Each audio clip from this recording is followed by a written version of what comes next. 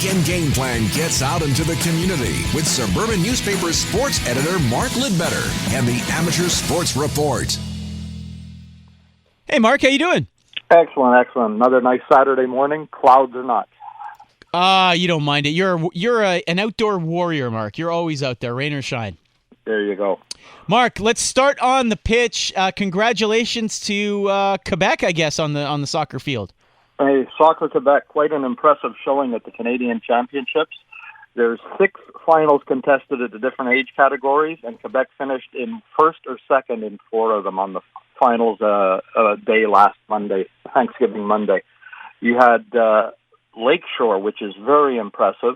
They scored goals for Quebec in Fredericton, New Brunswick at the U17 Cup, which actually becomes a three-peat in a sense for the association because the previous level was U16, it was considered, and they had won twice there. Now at U17, they continued their winning ways.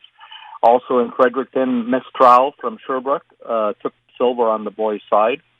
And then out in Calgary, out west, CS Longueuil won the gold on the boys' side, while Montoy from Laval took home the girls' silver medal in the final there. But the two juggernauts squared off in the U17 final, the Quebec-Ontario rivalry, which it was last year in U16, but this time it was a team from Burlington. Game finished in a 2-2 draw in regulation time. There was 30 intense scoreless minutes of extra time, which went to the dreaded penalty kicks. Now, the thing is, Lakeshore, all 5 shooters, Magali Depot, Marika Gay, Wanya Natasha, Balada Nugian, Lafida Abdul, and Larika Zanjian all found the back of the net.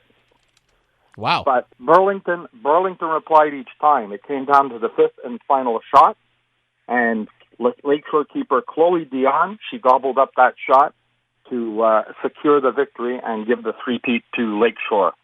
Now, over on the U15 side, in the Longueuil team, they defeated the home team, the Calgary Foothills, 2-1 with an extra-time winner.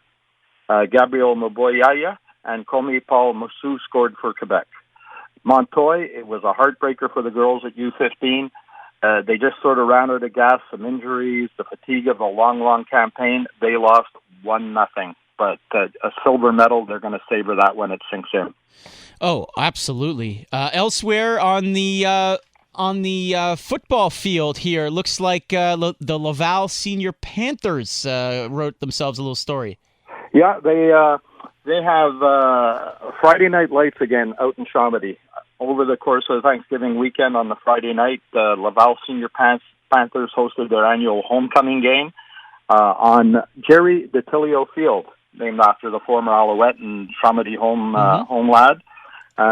They had friends, families, alumni, and students. They all tailgated. They celebrated before the start of the game. Then they filled the stands.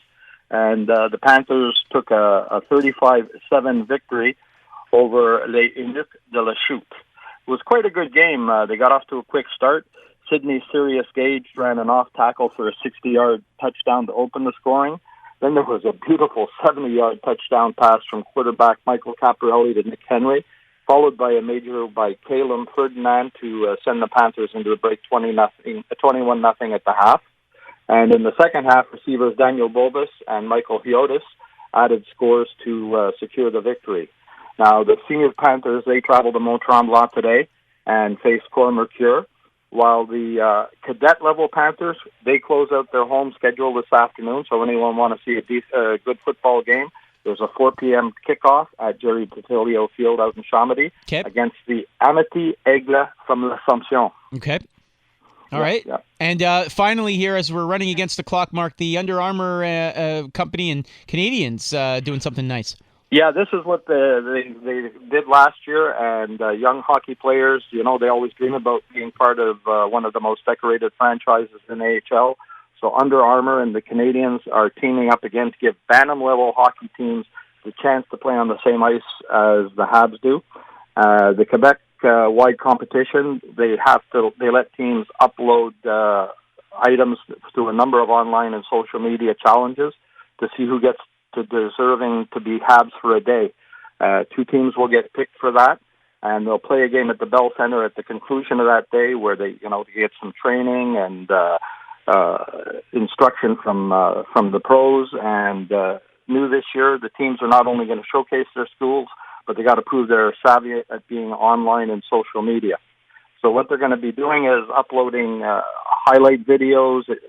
They're going to be uploading goal celebrations, trick shots, photos, videos. There's chapters for each one to do.